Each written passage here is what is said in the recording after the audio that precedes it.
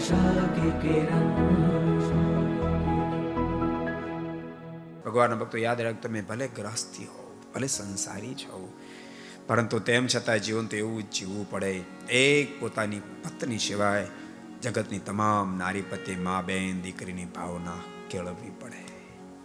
સ્ત્રી ભક્તોને એક પોતાના પરિણીત પતિ સિવાય જગતના તમામ પુરુષો પ્રત્યે ભાઈ પિતાની ભાવના કેળવવી પડે.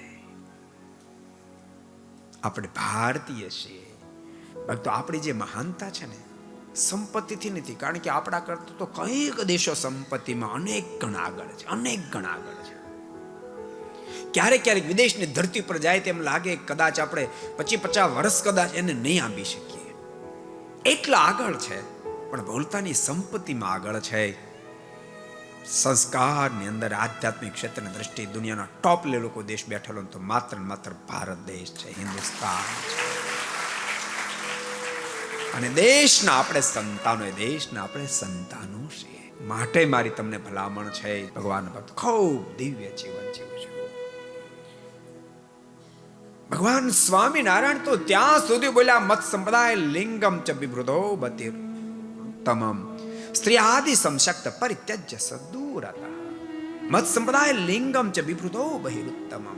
ભલે મારા સંપ્રદાયના બધા ચિહ્નોને ધારણ કરતો હોય, બધા ચિહ્નને નિત્ય મંદિરે જતો હાથ એકની ચોટલી લાગતો હોય, માથામાં કપાળમાં તિલક ચાંદલો હોય, બધા ચિહ્નને ધારણ કરતો હોય, પણ એવો ગ્રસ્ત જો પર નારીની સાથે સંબંધ બાંધનારો હોય તો એને તમે દૂરથી ત્યાગ કરશો, એનો સંગ નહીં કરશો. એટલે અહીંયા કઈ ચિહ્નનો નિષેધ નથી, એના દુર્ગુણના નિષેધની વાત છે. માટે ભગવાનના ભક્તો બધાને કહું છું, ખૂબ દિવ્ય જીવન જીવજો. મેં થોડા દાડા પહેલા કીધું તું, જોજો બાય મિસ્ટેક ક્યાંય ભૂલ કરી બેઠા હોવ ને તો જીવનમાં તમારું દિલમાં ને આવા સંતની પાસે કહી તમે પ્રાયચિત કરજો, એનું પ્રાયચિત કરશો. ભૂલ કરીએ તો પ્રાયચિત કરશો. માણસ છીએ આપણે, માણસ છીએ, પશુ નથી, માણસ છીએ.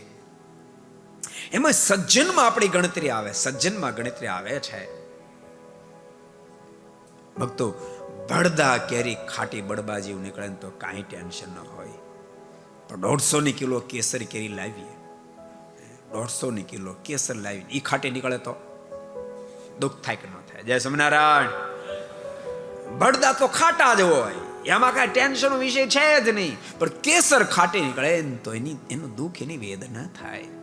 કારેલું કડવું નીકળે તો એના માટે શું ચિંતા? એ તો કડવું જ હોય. પણ દૂધી કડવી નીકળે, તુરિયું કડવું નીકળે ત્યારે ચિંતા થાય. એમ ભગવાનના ભક્તો, આપણે એક તો ભારતીય, એમાં સારા પરિવારમાં ઠાકોર જન્મ આપ્યો, સત્સંગની આપણે પહેચાન થાય, અને પછી આપણું જીવન બેફામ આપણે જીવીએ ને તો તુરિયું કડવું નીકળ્યું કહેવાય ને કેસરી કેરી ખાટી નીકળી કહેવાય.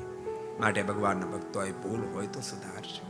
आपको पसंद आया हो तो लाइक करें और शेयर करना मत भूलिए. सब्सक्राइब करें सरदार कथा चैनल को और बेल आइकॉन पर क्लिक करना मत भूलिए लेटेस्ट वीडियो सबसे पहले पाने के लिए.